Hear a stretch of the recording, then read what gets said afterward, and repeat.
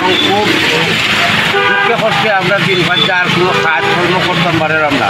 হ্যাঁ, এখন কষ্টের দিন পাচ্ছি। আবারও গত দুদিন ধরে বৃষ্টিপাত অব্যাহত থাকায় বাড়ছে সুনামগঞ্জের সুরমা, কুশিয়ারা সহ সবকটি নদ নদীর পানি। ফলে গত 12 ঘন্টায় সুনামগঞ্জের ষোলগ্রস্ত সুরমা নদীর পানি 18 সেন্টিমিটার বৃদ্ধি পেয়েছে। বাড়ছে দুর্ভোগ। বন্যায় পানিবন্দী ছিলেন জেলার 9 লাখ মানুষ। ইতিমধ্যে জেলা সদস্য 12টি উপজেলায় সরকারের তরফ থেকে বন্যার্তদের জন্য 1348 মেট্রিক টন চাল বরাদ্দ দেওয়া হয়েছে। জিআর ক্যাশ হিসাবে 26,10,000 টাকা, শিশু খাদ্য বাবদ 10 লাখ টাকা, গো খাদ্য বাবদ 10 লাখ টাকা, শুকনো খাবার বাবদ ইতিমধ্যে 8,183 প্যাকেট বন্যার্তদের মাঝে বিতরণ করা হয়েছে। এখনও পর্যন্ত বিভিন্ন আশ্রয়কেন্দ্রে 948 জন বন্যার্ত মানুষ রয়েছেন। কুলন্দেশকর দাসের পাঠানো তথ্য ও ভিডিও চিত্রে ডেস্ক রিপোর্ট।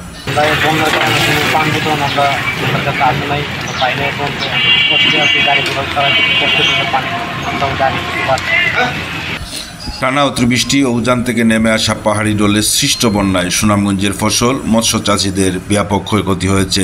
ডোলের পানিতে ভেসে গেছে পুকুরে চাষকৃত মাছ, সেই সাথে পানিতে তলিয়ে গেছে কৃষকের স্বপ্নের ফসল, আউশ ধান ও নিম্ন আয়ের মানুষজনের কাঁচা ঘরবাড়ি।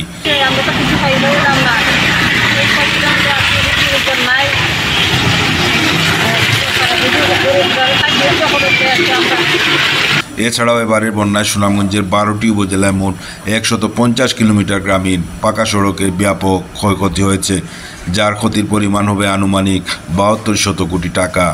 অপরদিকে আউশ ধানের ক্ষতি 1.5 কোটি টাকা, পোনা মাছের ক্ষতি হবে প্রায় 5 কোটি টাকা। পানি উন্নয়ন বোর্ড জানিয়েছে, আজ রবিবার সকাল 9টা পর্যন্ত শহরের ষোলগ্রস্ত সুরমা নদীর পানি বিপদসীমার 52 সেন্টিমিটার নিচ দিয়ে প্রবাহিত হচ্ছে, যা গত 12 ঘন্টার ব্যবধানে 18 সেন্টিমিটার পানি বেড়েছে। গতকাল শনিবার সন্ধ্যা পর্যন্ত সুরমা নদীর পানি বিপদসীমার 70 সেন্টিমিটার নিচ দিয়ে প্রবাহিত হয়েছিল। গত 24 ঘন্টায় 20 মিলিমিটার বৃষ্টিপাত রেকর্ড করা হলেও গত 12 ঘন্টার ব্যবধানে 35 মিলিমিটার বৃষ্টিপাত রেকর্ড করা হয়েছে। এদিকে জেলার সাতকে সুরমা নদীর পানি বিপদসীমার 27 সেন্টিমিটার নিচ দিয়ে প্রবাহিত হচ্ছে। নদীতে স্রোত কম থাকায় নিচু এলাকা হতে পানি ধীর গতিতে নামলেও এখনও আবারও সুরমা, কুশিয়ারার পানি 72 সেন্টিমিটার নিচ দিয়ে প্রবাহিত হচ্ছে।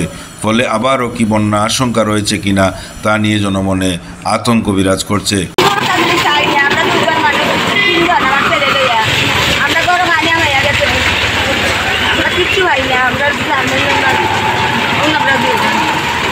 ফলে চরম দুর্ভোগে রয়েছেন নিম্ন আয়ের মানুষজন।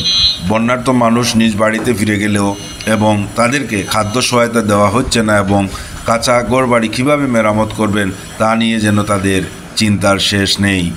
জেলা প্রশাসক মোহাম্মদ রাশেদ ইকবাল চৌধুরী জানান, বন্যা পরিস্থিতির উন্নতি হওয়ায় লোকজন বাড়ি ফিরে যাচ্ছেন, তবে তারা এখনও আশ্রয়কেন্দ্রে আশ্রয়ে আছেন। তাদের খাদ্য ও ত্রাণ সহায়তা দেওয়া হচ্ছে। ক্ষতিগ্রস্তদের তালিকা তৈরির কাজ চলছে, পুনর্বাসনের চেষ্টা করা হবে।